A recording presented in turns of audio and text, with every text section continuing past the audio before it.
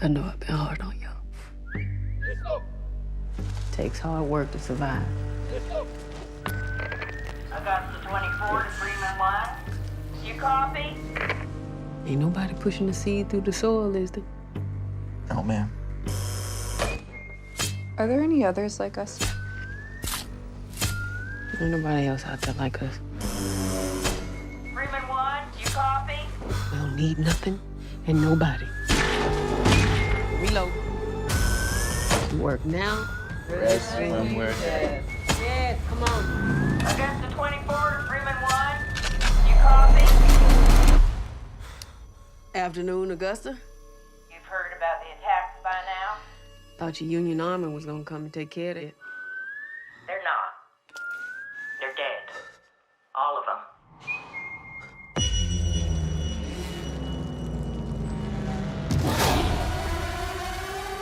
We could have left. People forget what animals were like. What matters now is how we react. Shoot first, don't ask questions. We ain't waiting on no revenge. They gonna end up dead anyway. You need help? Please. All we need is right here. You want us to trust anyone because you can't trust anyone else. We don't need nothing and nobody. Get back! Please! Please!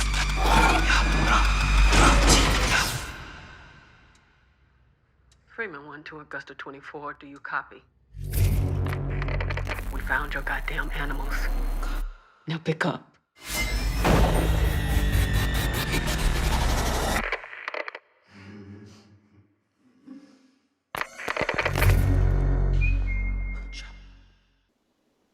Hi everyone, welcome to a new episode of Carolyn Talks. I'm your host, film culture critic and journalist Carolyn Hines, and this is the podcast / YouTube channel where I speak to film creatives around the world about their work, the industry, and what inspires them. And today I'm very happy to be joined by two lovely ladies to talk about the film 40 Acres. So I'm joined by actress Jaeda LeBlanc and producer Jennifer Holness. And 40 Acres was written and directed by R.T. Thorne and co-written by Glenn Taylor and Lora Campbell. And it is I wouldn't even necessarily call it a post-apocalyptic world because it's very close to the world we're living in right now. It's not quite dystopian, but it's about this family that's living on a super isolated farm that is very heavily fortified and smartly fortified, and it's a mother played by Danielle Deadwyler, who is the matriarch and the boss and the general, the captain of her family. And we have Jaeda, who plays Dennis, who plays one of the daughters. And so they're living on this farm, and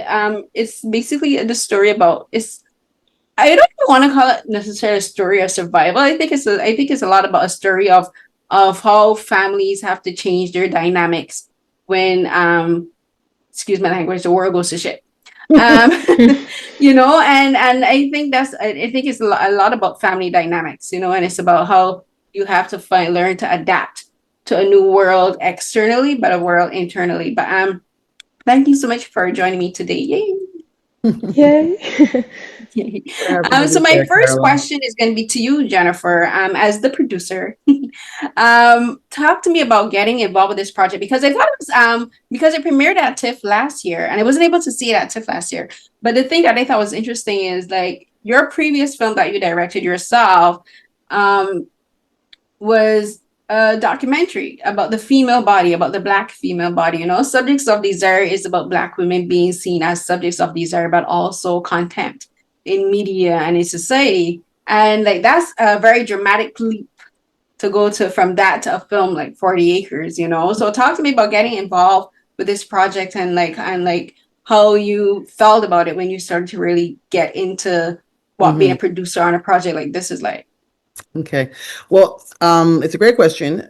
My background is I started out, the first film I did was a documentary film that I co-directed, and then I proceeded to do a lot of producing in the interim years, and I produced a couple of other features. We're the first and only Black producer, directing team, me and my partner Suds, to win a TIFF, for example. I also produced TV series, drama TV series, both a comedy and a drama. And I also, because I love documentaries, produced a bunch of documentaries.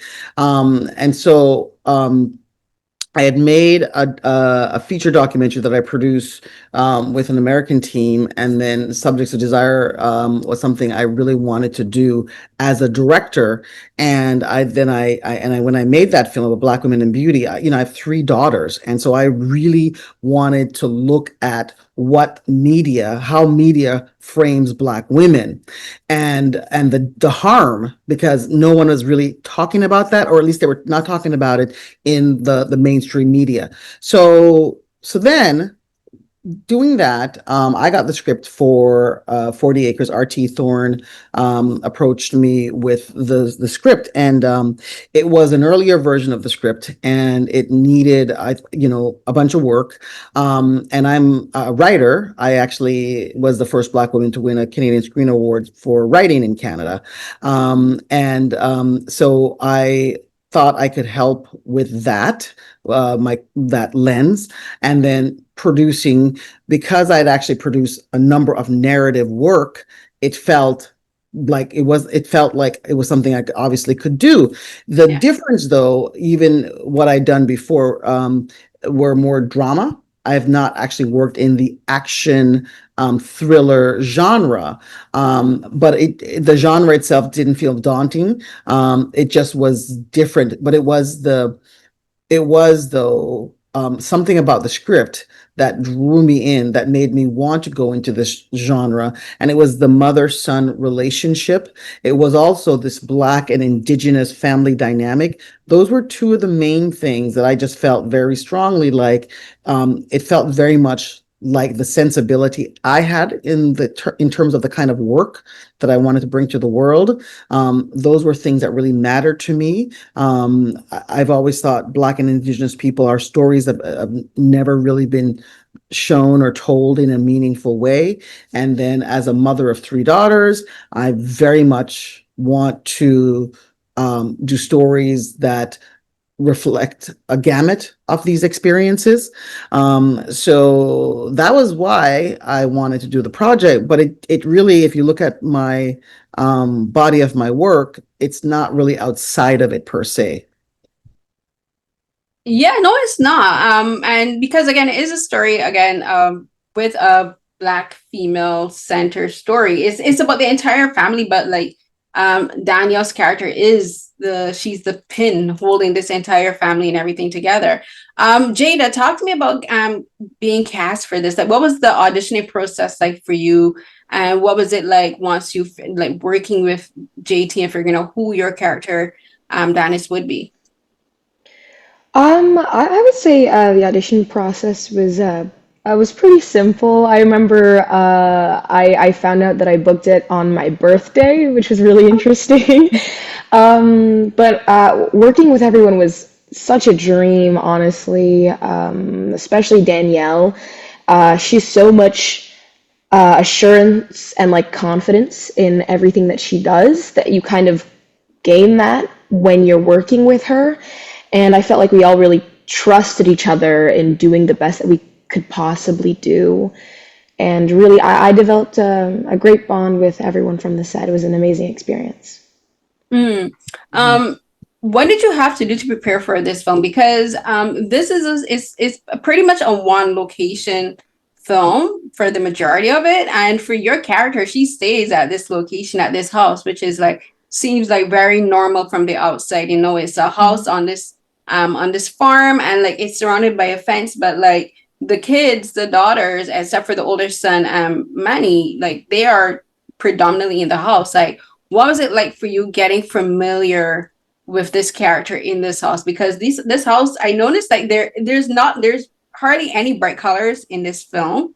Like it's all very like, what's the word I'm looking for? Muted, you know. But I find also like for the clothing that what you guys wear matches the atmosphere of the house. I want to ask you, as an actress, like what was it like getting into the space and like having the wardrobe and the set design kind of inform where your character would be?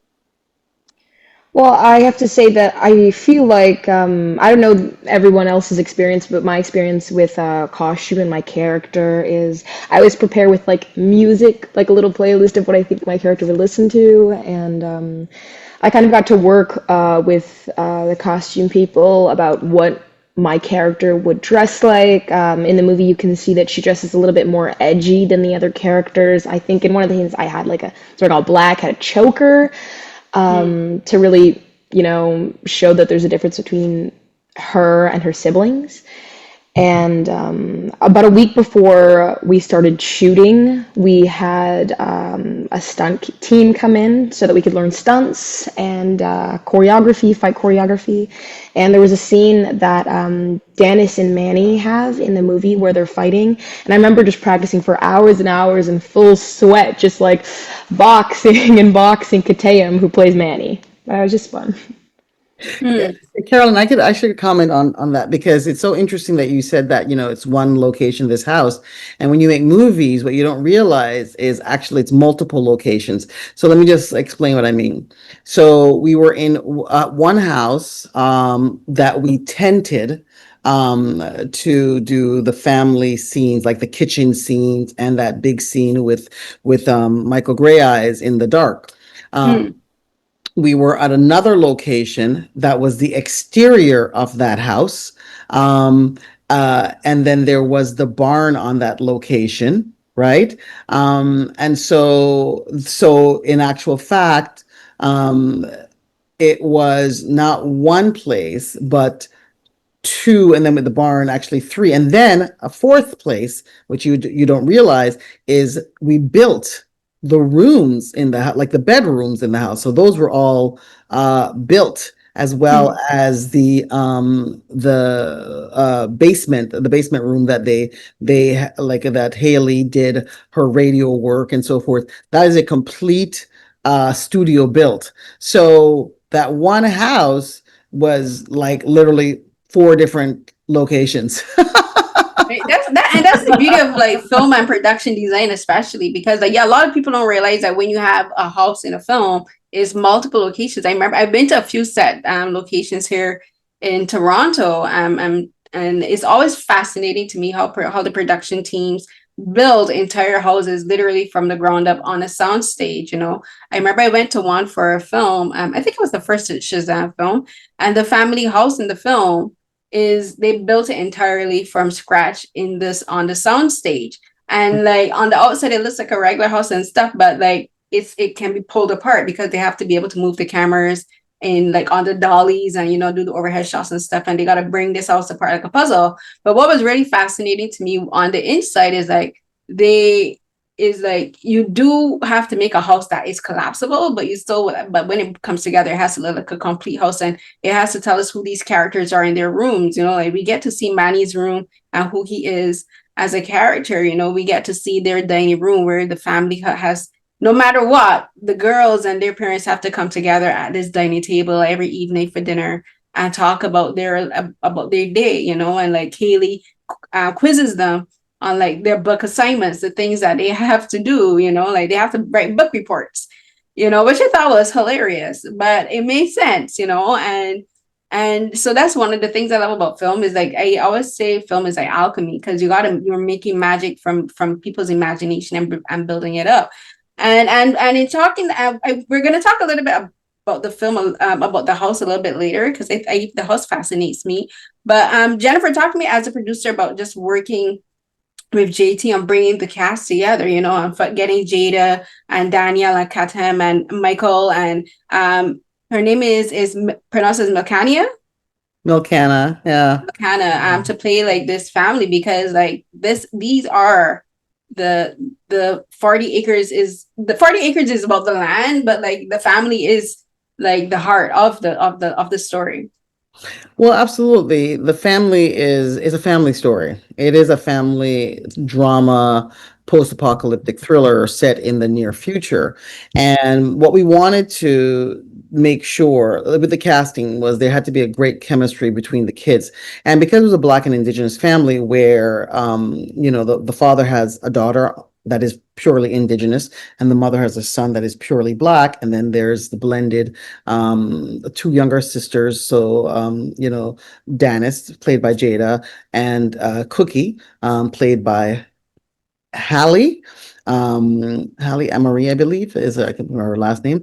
And the thing was that casting wise, we were really cognizant of, first of all, having people look like they fit the role. Because sometimes you see this casting and it's like it's a dark-skinned black family and then they have only light-skinned children. Strange. You're like, we didn't want to have that. And so we thought we really wanted to think about like what could indigenous and black kids look like. And so Jaeda being like a great representation, and Hallie as well. Hallie has beautiful like long hair, for example, and she's a little bit darker complected because you have that gamut still, right? So the look was one thing. The second thing was like the chemistry between them, and like I actually think that they were really evident, like Kataem, Jaeda, Leenah, like Hallie. It was evident, it was very clear that they were right. And we did a lot of the auditions, by the way, because of COVID. We're just coming out of that online. So that was the other thing you have to understand. So it's about gauging those sorts of things. And I do think, as a more senior producer, developing an eye for what talent works. So RT obviously had final decision with everything, but I worked with him in that process as well. And then for Milcania, she plays Dawn, so she's not actually of the family. She is the interloper who is trying to seduce this young boy, For shame. what I'm saying? And it was interesting because we had a lot of conversations about what she would look like, for example, but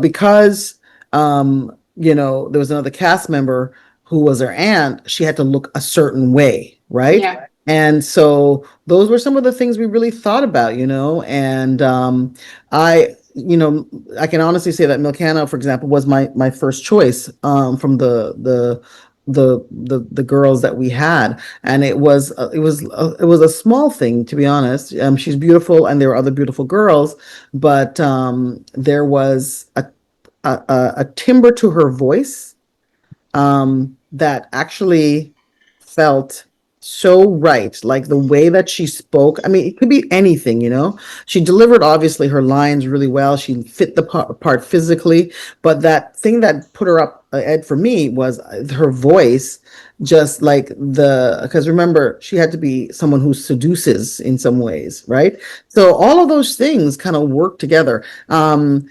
I'm not sure if I'm answering your question, but at the end of the day, it was a real focus on thinking about a family that felt like a family, looked like a family, and could vibe for the movie. And one of the things that people have said in multiple reviews, even though Danielle is without a doubt the star because her performance is just so great, and Haley, and the role of Haley is so important to the movie, but everyone has said how well cast the movie was. Everyone feels like the way they should, and that is high compliments. It's high compliments to the talent of the young people who are in the movie, and it's high compliment to the director who pulled out these performances and really made everyone gel, and so I'm very proud of that, of the cast and what they were able to deliver. No, the cast is great, and I am very always cognizant when you have like films or shows about characters who are supposed to be multiracial or multi-ethnic in particular, and especially because it's set in Canada. Canada has Canada is one of the most racially and ethnically diverse countries in the world, with Toronto being the most ethnically and racially diverse city.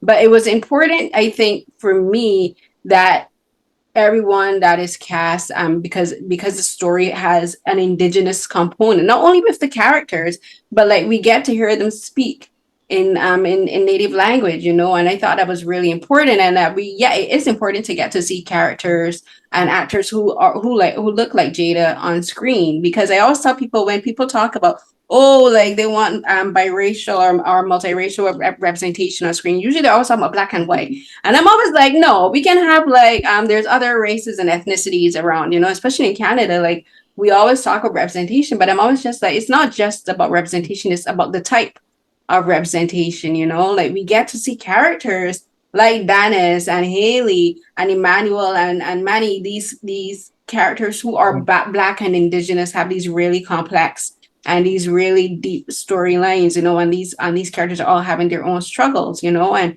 the struggles that they're having aren't based on stereotypes, you know. The struggles that they're having aren't based on what we see all the time in Hollywood, you know. Their struggles are, and I'm not making a comparison because it's like easy, but like Walking Dead, one of the reasons The Walking Dead was such a spectacularly approved show, like I watched it after I stopped watching not so after Glenn died, but like I was really heavily into the show. One of the things that pulled me into the show wasn't because it was a zombie show, it was a story about people, but mostly we got to see people of different ethnicities and races in this show, you know, have like super complex stories, and it wasn't about stereotypes, you know. It wasn't about the way it was a lot about breaking a lot of stereotypes that we see in Hollywood. And I kind of see 40 Acres as that, particularly for Canadian media, you know, because first of all, we don't really get to see many indigenous stories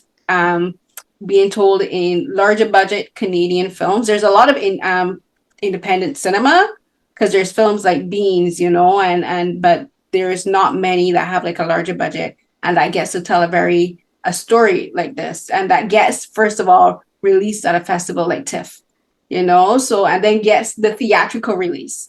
So there's all of these things that I think that really does set 40 Acres apart from a lot of films. And for you, Jaeda, I want to ask you, because you're young now, like you said, you just graduated from secondary school, high school. Like we were talking before we began recording, you mentioned that you had just graduated from my brain wants to keep saying secondary school, from high school.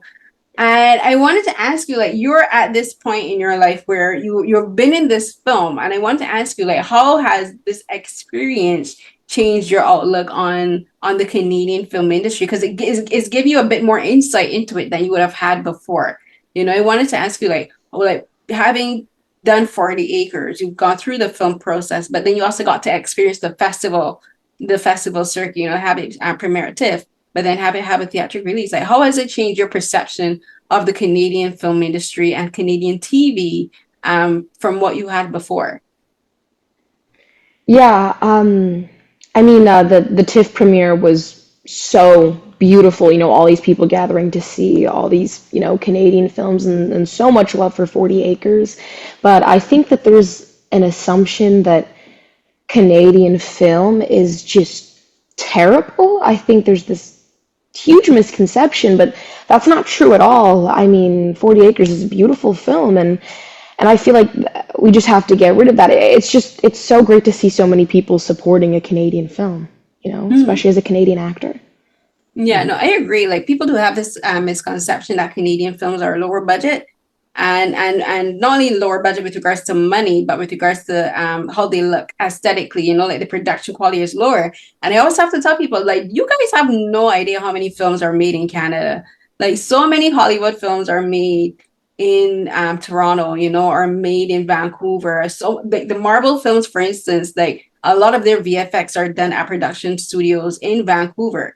You know, the talent is there, and like some of the best sci-fi films ever were produced in Canada. Sci-Fi, RIP to the channel, had some of the most top-notch sci-fi shows. But people have this misconception that Canada can't really compete with America with regards to quality and storytelling. And a lot of it does have to do with American exceptionalism, like Hollywood being considered the beacon of Western filmmaking. But I think a lot of it has to do with that people don't pay attention to independent cinema in general. You know, like a lot of people don't pay attention to films if they can't name the production studio off their head. If they can't say, "Oh, this is a Marvel film," like this is a Sony, a WB.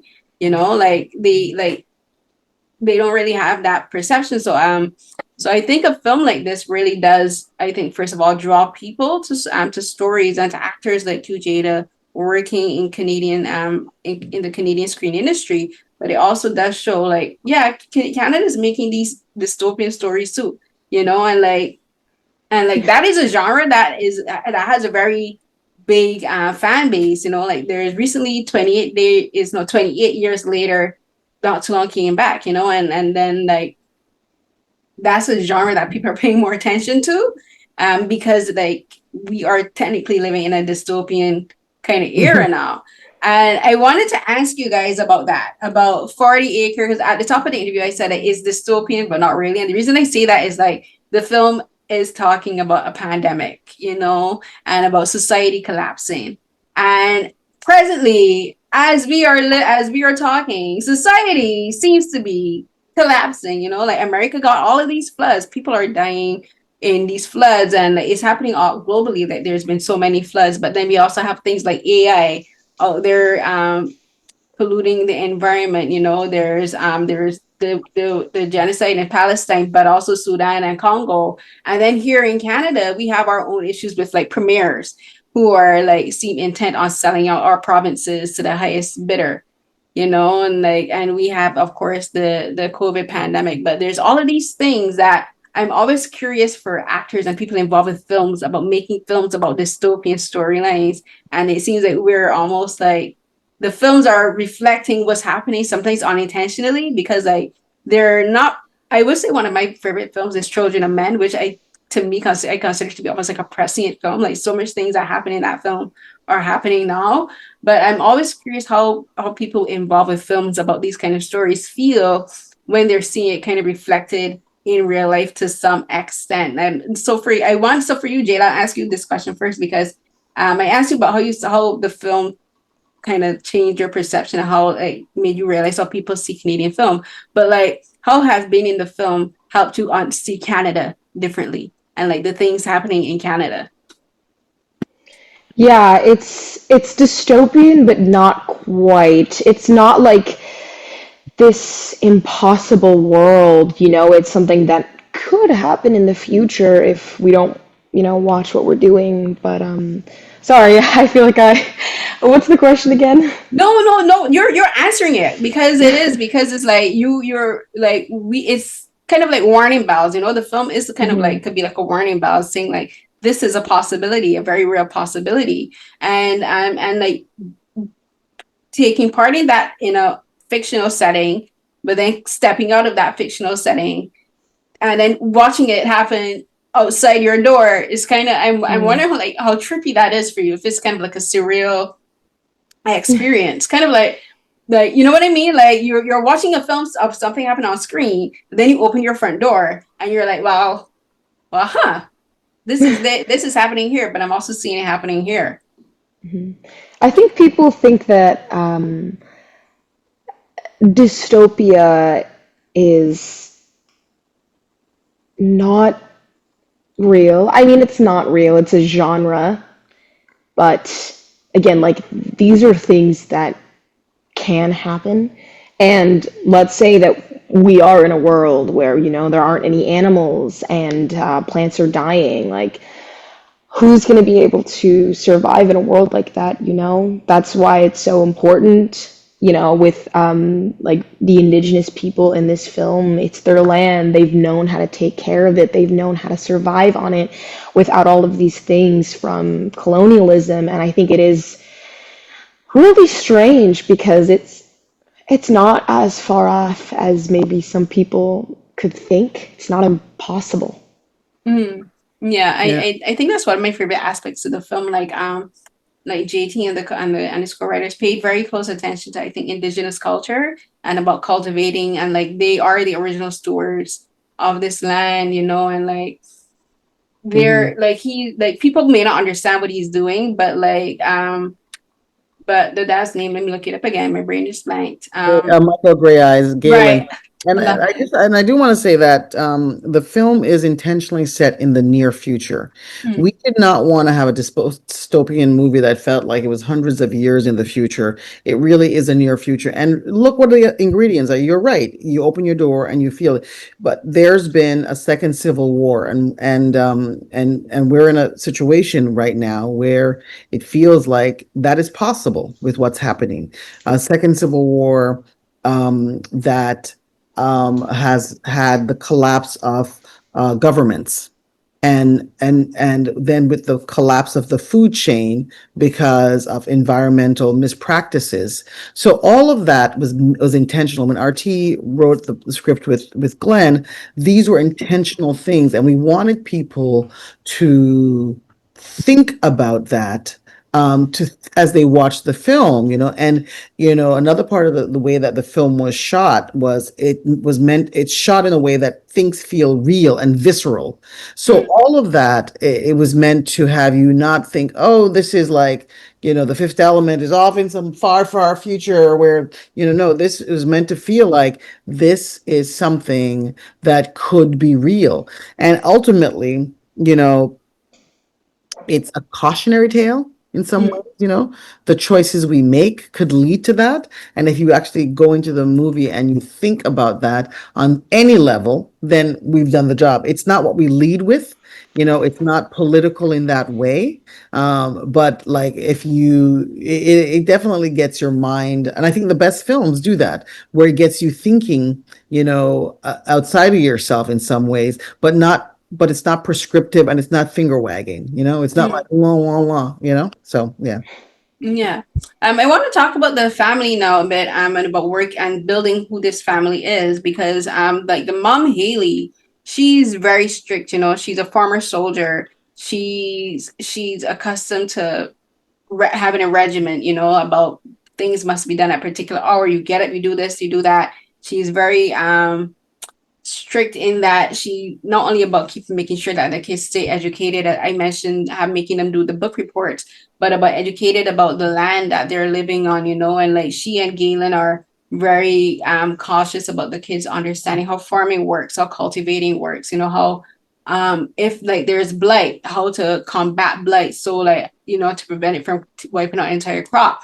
But something that I thought was really interesting with the kids is like, I was wondering if I was imagining it, but I don't think I was, where it seems like there's a bit of a disconnect between the siblings. And I'm wondering if a lot of that has to do, because I kind of saw it as Haley was being more strict with Manny than she was with the other kids, and I'm wondering, like, for Jaeda, like, how did you guys go about working the dynamics of the family, once you've been cast, and you're doing rehearsals and you have to do like table reads and everything? How did you and JT and like working with Danielle and Kataem and Michael and Leenah, how did you guys figure out what the dynamics of this family would be? Because it has a very specific energy, once you guys are in the house, the energy in the house is almost like very cautious. Everyone is very careful about what they say and how they say it, and it's not like Haley she's strict, but I don't think she means to be oppressive.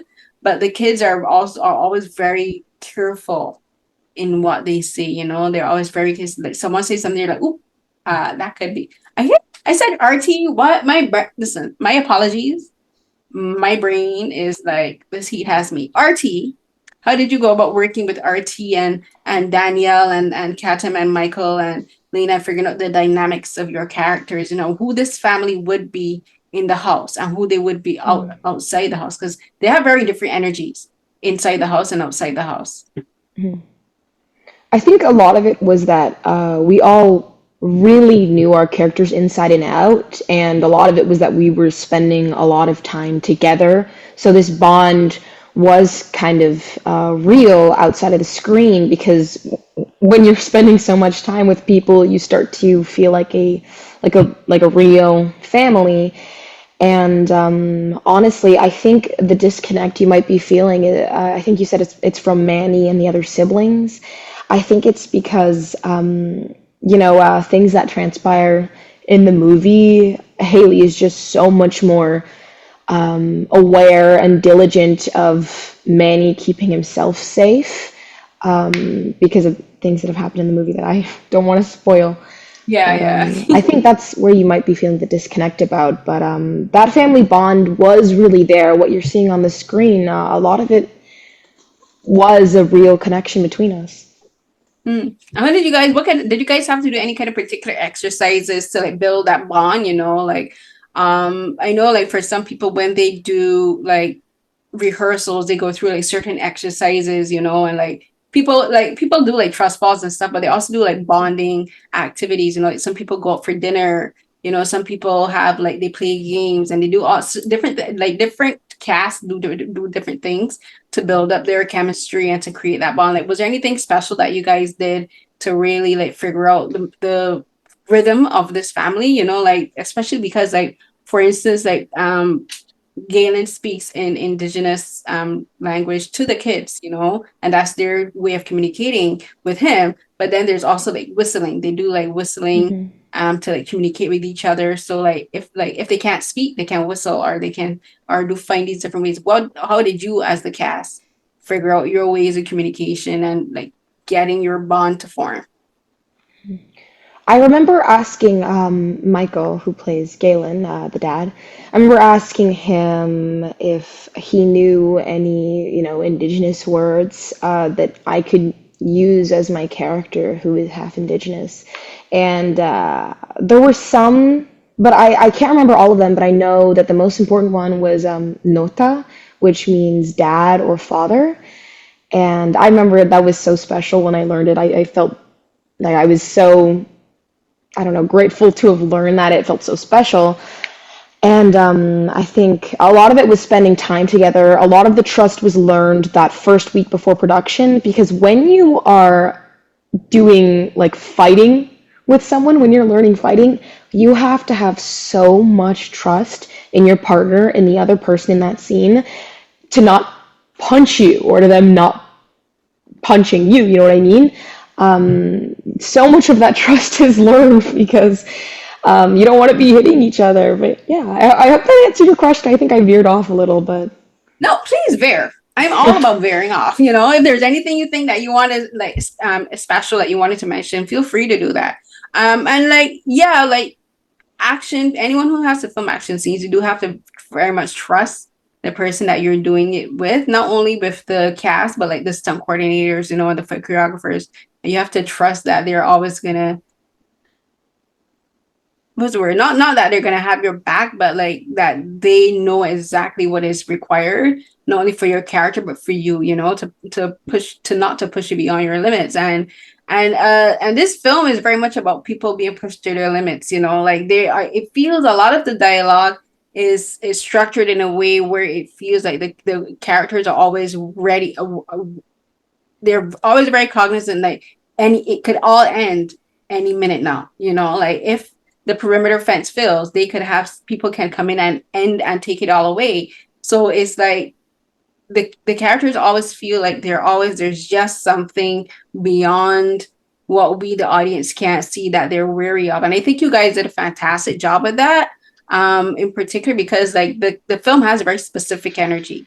And I think you guys translate that very well on screen as a family. And I will say for the younger actors, I think you all did terrific jobs holding your own with veteran actors like Michael and Danielle, because they're two very strong, charismatic actors. Everyone like would think, yeah, Danielle Deadwyler, she's phenomenal, but so is Michael Greyeyes. Like I grew up watching him on some like Lifetime TV shows and films. Like it is true. Captured Hearts was a film my sister and I watched many times back in the day. That was long before your time, Jaeda. But you guys held your own. Like you guys held your own in those scenes with actors like Danielle and Michael. So I have to commend you on that, because it's not easy. It is not easy to be in a space and scenes with actors like them and not be overtaken by them. And like be able to like still hold your own on screen to keep our attention as an audience on you. So like kudos to you guys for that. Like that's like, I hope you understand, like when you're older and you can look back and realize like exactly what I'm talking about. Like I mean that truly, because there are people like when you watch a film or a show and like there are veteran actors, like some people don't have a strong enough presence on screen to be able to stand up next to them. Like Jennifer knows what I'm talking about. Like you, like they can disappear off screen, but you guys held your own in every scene and in sequence, you know. And so like that, I think that's something that I think I really appreciate about the film is that all of the characters do feel like they're not only feel real, but like they have equal weight in the narrative.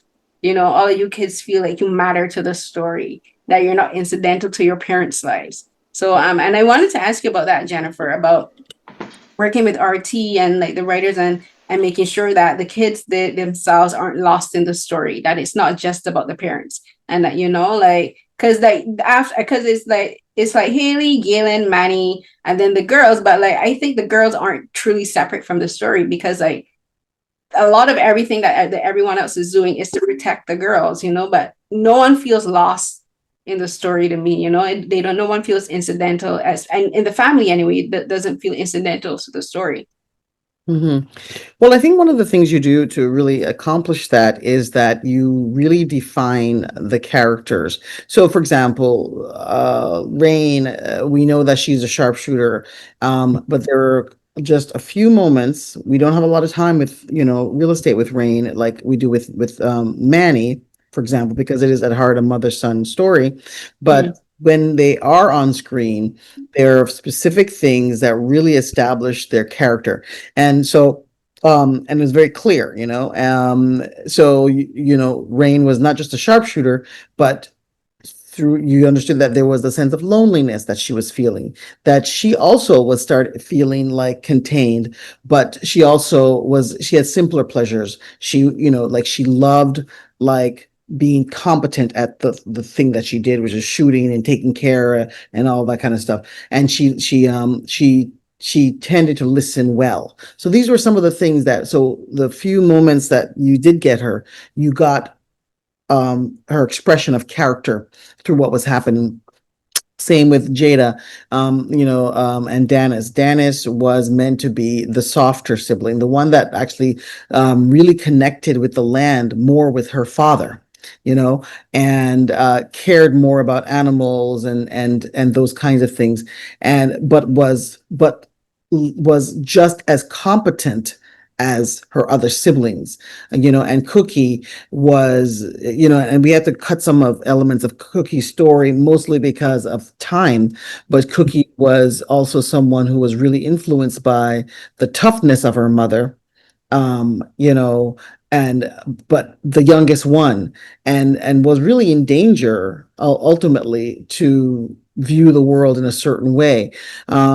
So in the moments that you saw them, you had a clear sense. Like when Cookie killed the you know, the person at the top, her concern wasn't like this is a bad thing or oh my God. It was like, oh no, I got stuff on my dress again, you know, and she's making fun of Manny, you know, like all of these kinds of things. So we used every moment to really express the characters, like in dialogue and action, to express who those characters were. And that's really skilled writing and skilled directing. You know, and then you have the benefit of, you know, great editors. So, you know, Dev Patel, for example, is one of our editors.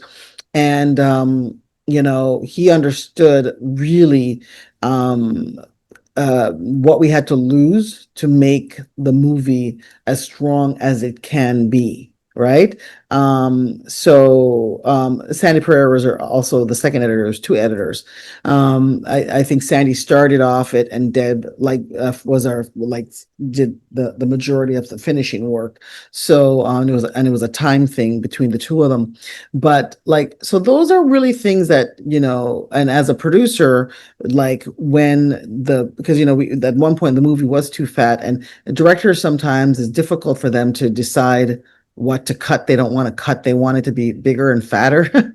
And, you know, one of my jobs was to say, no, it can't be an additional 20 minutes. We're going to have to lose this, and then help a director to make those decisions. But what it does, it reveals, you end up with the pieces that reveal character. And and in some ways, you talk about protecting the girls, but I mean, I think that we really wanted to make it clear that the girls were just as competent, like, Rain, and like she took on like swords of people with her sharpshooting, with no Yeah. fear, for example. Uh, when there's a scene where something happens to Danis's character, but she went into that space like ready to do what she was supposed to do. So even though she was more aligned with nature, she had been trained and she didn't shirk from her responsibilities. So I think those were some of the things that we really wanted to make sure that, like, Haley and Galen had done their jobs as parents. They trained their children to survive. So I mean, yeah, but we were very clear about their roles from the writing stage, or their character, I should say, the character from the writing stage, and that help them, I think, to have clear directional story that allowed them to deliver such great performances. Yeah, no. The way I saw the kids are written is, I think they kind of represent the way how growing up in a world like this at different stages of obviously of the world collapsing can affect like the mentality of kids. Like if you're born into it as Cookie is, like she's just hardened, like she's a tough cookie. So like because she's seen the world at its absolute worst from birth. But then there's Danis. So like she was born into this world just at a time, if you look at their ages, at a time when this world is starting to crumble. And then there's Rain. She was older, so she already had her personality, and she already knew who she was as a person when this world started to fall apart. So I think like Rain and Manny are, I think, roughly around the same age. So they were already children, and they knew the world before and they knew the world after. So their outlook on this world is different, and the way they're reacting to it is different. So I kind of saw like the way how the characters, the kids are written in particular, is reflective of the different stages of when they entered into this the evolution. Like for Danis, like you said, she's she can kick ass too, and she's ready when the time needs to. But I think a lot of one of the reasons she's in touch with the nature is because of the time that she was born into it. Where like nature was still a fundamental part of survival for humans. Where humans were now realizing, oh wait, like we should really be taking care of our crops a bit better. So she's in touch with it because like she saw her parents really start to really cultivate the land. So she has that aspect of it. And so like, and I thought it was interesting because as I say, Cookie is like a tough cookie. Like she's that way. Like her name is childish, but her personality is not. And Danis is, she's in touch with nature, but she's also willing to protect it at all costs. And Rain, she's water. Like water is deadly, but it's also soft and gentle. I was kind of looking at how the characters interpret different aspects of the story with regards to the nature itself. And Emmanuel, I saw his name. Emmanuel is the name from the Bible, and like that's the name of a prophet from the Bible. And he wants to go on his own. He's struggling to figure out like, how do I exit this scenario without losing my family? How do I push the boundaries each and every single time? With every scene with him is he's pushing his boundaries just a bit more. And it's not necessarily that he's a rebellious teen, is that he's realizing like a family can't survive on its own. You need a community. You need the world. Can't be just a family. You got to push beyond the boundaries of this. So I think a lot of the way I saw the film is really how about this world affects the children, how the children have to figure out, how am I going to survive as a child in a world like this? And you can't live your whole life on the farm. What's that going to do? How's that going to affect the kids? And we're going to begin to wrap it up. Jaeda, one of the last things I want to ask you is, talk to me about your perspective of the film as not as the actor, but as an audience. Like, how did you once, because once you're filming it, you're just filming your scenes. You're a part of the creative process, but you can't see what it's gonna look like until it's completely finished. Then you're able to put the pieces of the scenes that you were in together. You realize, oh, this scene was cut. This is the scene that was kept. This is the take that they choose to keep versus all the other takes that we would have done. What was it like for you sitting back and watching the puzzle be put together, and how do you see the film now? Honestly, as someone who's watched it, I think maybe 3 or 4 or 5 times now, every time I watch it, it's always like, it always is a little bit different. Always entertaining, but always a little bit different. And I remember the first time that I watched it at the TIFF premiere with our entire cast. I remember I was sitting next to Leenah, and she plays Rain, sorry. And I remember we were watching it for the very first time, and we were like holding our hands and at the scary moments. And I never stopped from gasping at the shocking moments. There's this one part that it's so funny watching the audience experience it for the first time when you know what's gonna happen. And one part always gets a gasp, always gets a laugh, and it's so beautiful watching it. It's always different, but it's always beautiful. Why do you think it's always different for you? Because for the first time, I can imagine, like, if you're excited, you're like, "Ooh, this is a premiere," and excited. But what is it that changes for you with each viewing? Is it that you notice something new with each viewing, like something different? I'm not sure if there's something different every time. Maybe I'm changing as a person. I can't remember, like, it was a while ago, the first showing of it, so I've definitely changed as a person and I've grown.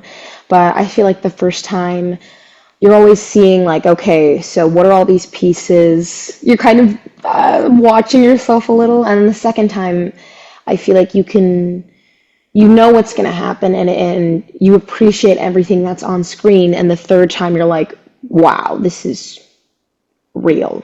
This is real and in front of me. It's a movie. It's great. I don't know. No, I guess I imagine it's kind of surreal, right? Like, Yeah. I myself get kind of tripped up after I do my interviews and stuff, and I'm editing them during the editing process. It's always kind of trippy. Like, I hate hearing my voice in recordings. Like, I can't stand it. But then since I'll go back and I'll watch the interview, and I'll notice something different that maybe, like, someone would say, like, sometimes if I'm interviewing someone more than once, I'll rewatch like an older interview that I did, kind of like to refresh my memory. And you notice something different. But then it's the same with films. Like, film is the same way. Like, this film, we're in July now, so it was real, and it's almost September again. TIFF is like in 2 months. So it's almost a year since the film premiere. And, like, yeah, you've grown. Like, the world has changed a lot, and you've changed a lot. But that's, I think, one of the beauties about film. Like, where you are now is gonna affect the way you see the film now. And then where you will be in like a year, 2, 3, 4, 5 years, it's going to be somewhere different mentally and emotionally. And you react to the film very differently then. And that's one of the things I love about film, like, our perception and our reception of a film can be influenced about where we are as people, and, like, you might not appreciate it now, but then when you grow up, you're like, okay, I totally get this now, like, you might not, you know what I mean? Like, so Yeah. even though the story itself doesn't age, it kind of does in a way. Like, you can appreciate things about a film as you get older that you couldn't necessarily appreciate or understand because you weren't in the correct space to receive it. And so for you, Jennifer, I'll pose the same question for you. Right now, it's almost a year. Like, what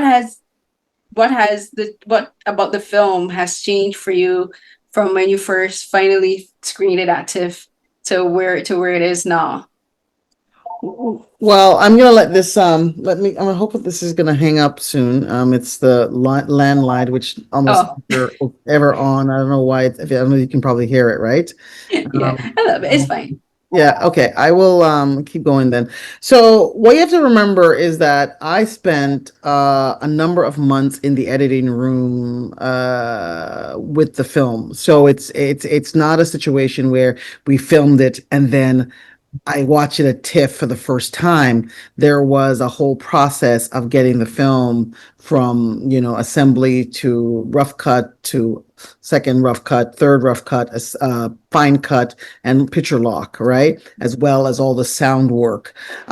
So it's very different for me. But even then, um, all the decisions we made, watching it at TIFF with an audience was incredible for me because, you think your baby is beautiful, and then the world says, yeah, your baby is special. It's gorgeous.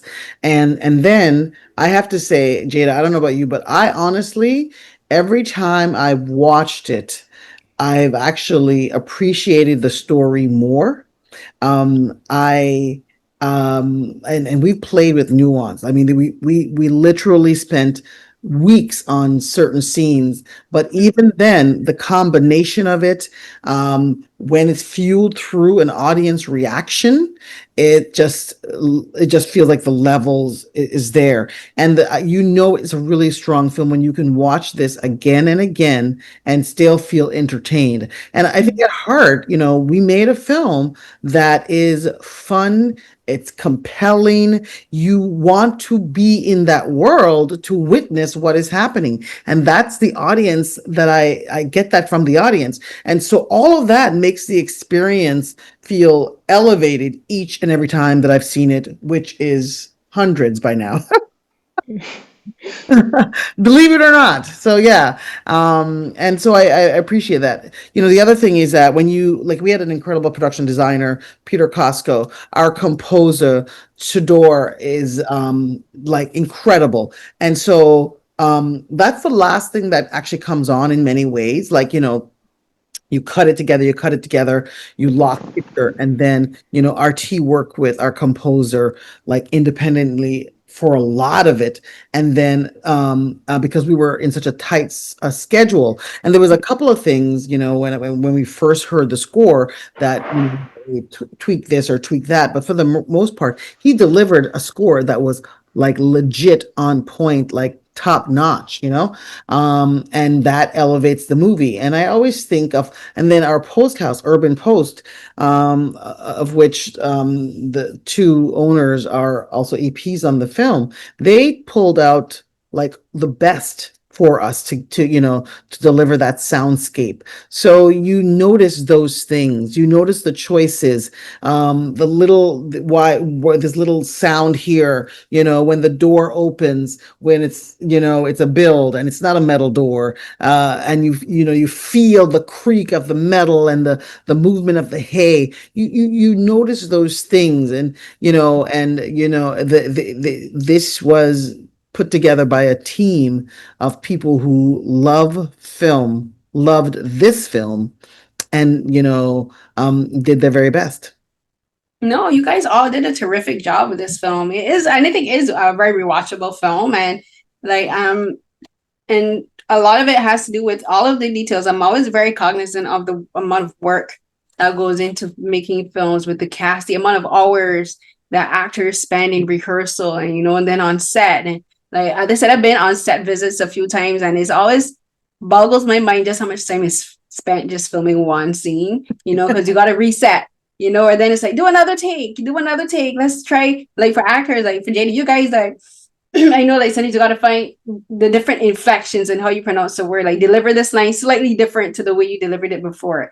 Because, like the inflection can change the entire context of one line. If you say with just like put a comma in a completely different place, and it changes the entire context, right? So acting is the same way, sound design, the production design, score, cinematography, all of it works. And like, I think you guys all did a terrific job. And I'm very happy for you, all genuinely, because I'm always happy when I get to see people and say, see, not only is it a fantastic Canadian production, but it's a production with about the Black and Indigenous characters and stories and people and culture, right?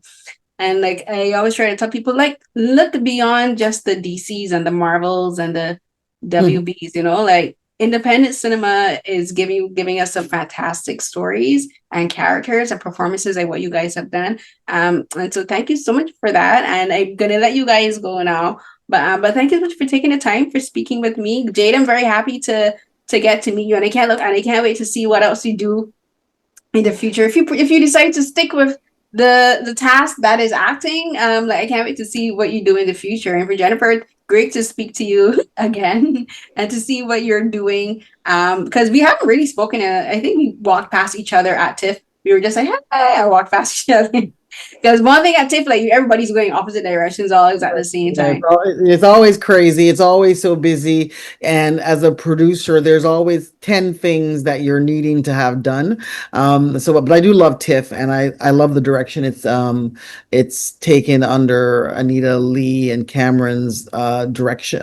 I guess under the auspice of their management and foresight for it. So I'm really loving TIFF, but it's really exciting and busy. I want to say one thing about Jaeda. She hasn't mentioned it, but she plays, if you've ever watched Gen Z, because I haven't watched it, but I know of the show. Yeah, because I saw it on your IMDb as well. It's very good. She plays a very interesting role in Gen Z. Probably one of the most interesting, unique powers, and so she plays the younger version of the lead actress in the movie.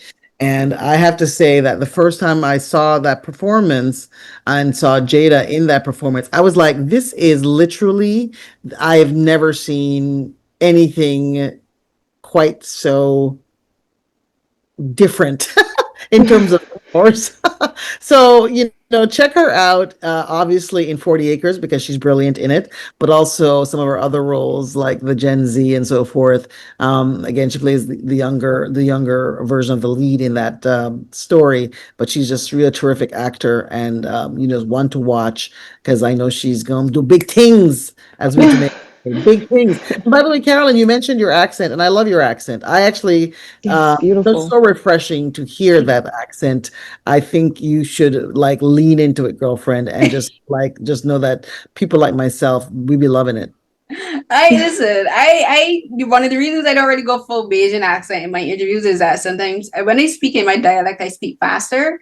Yes. And my voice actually drops down like an octave, but I speak so fast, sometimes people don't understand me, but I have been working at letting it leak out a little bit more in my interviews. That's one of the reasons I don't really, is because just so that people could understand. Because even my parents and my sister are like, you talk so fast. I'm like, Bajans talk very fast, and we're very fast talking people in general. Bajans talk fast. Yes, I was recently in Barbados, but Bajans talk fast. But Trinidadians too, they talk fast. Jamaicans talk real fast, eh? Slower, but but everybody says the same thing. When I was growing up, people would be like, "Oh, you talk so fast." I'm like, But it is what it is. I think that I came here when I was 5, and it was quite a long time ago, and so I actually think that I oscillate between my Canadian dialect, which I learned because I did all my schooling here, my Jamaican dialect, especially when I'm hanging out with Caribbean people, and American, which was the culture that I gravitated to because African American culture is so dominant in the world. And so it was a place for me to find solace. So through music, through culture, through art. So I think I oscillate between all three of those.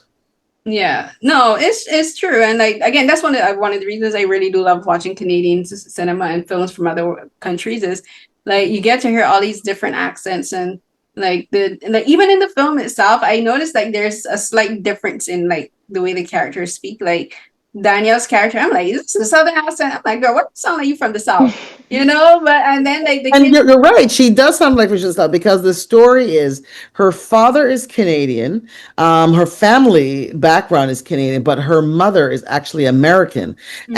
And in fact, her mother and her father, there's a long backstory that you never see, broke up, and the father, his farm, she was raised when they in America in Atlanta or one of the southern states, and then New York at some point. But then so that's why she fought in the Second Civil War there. But she comes home to her family home, her father's home, that had been historically theirs, coming from the Revolutionary War in the 1770s, when her father's father's father got that land, or owned that land. So you are right. She does have a southern accent. And it's interesting because I just want to say a real quick thing about that. My dad has lived in Miami for over 45 years, right? And my mother has lived here in Canada this whole time. So, and I have cousins, like many Black people, Jamaicans, in New York. And I spent so much time in New York. So, man, we got that vibe, we're not just one thing. And so we were really happy to express all of those things. Yeah, no, and I love that because like Michael, he speaks with his because First Nations people, and depending on which tribe they're from, like I know he's Cree and Muskie. They have a very particular accent and dialect, so that comes through in the film. And the kids have their intonations. You guys' intonations is slightly different because you're born there, But then also like they're a bit more isolated from everyone else, so their accent is just a bit slightly different. But that's one of the things I love about films like this. Like the creative team pays so much attention to all the different things that make up all of these characters in the story, because it does inform the audience a bit. Like it's not mentioned on screen, but like, if you're listening and watching, like those are the things that help us as the audience figure out who these characters are and who the stories are. I do love films like this, but so thank you so much for taking the time for speaking with me, and congratulations on the film again, and having not only a festival release but a theatrical release, because I got to do the interview with the team for Box Cutter as well, another Canadian independent production, and like we again don't get to see many Canadian independent productions about people of color in the theater, so kudos on that as well. Thank you so much. Thank you so much.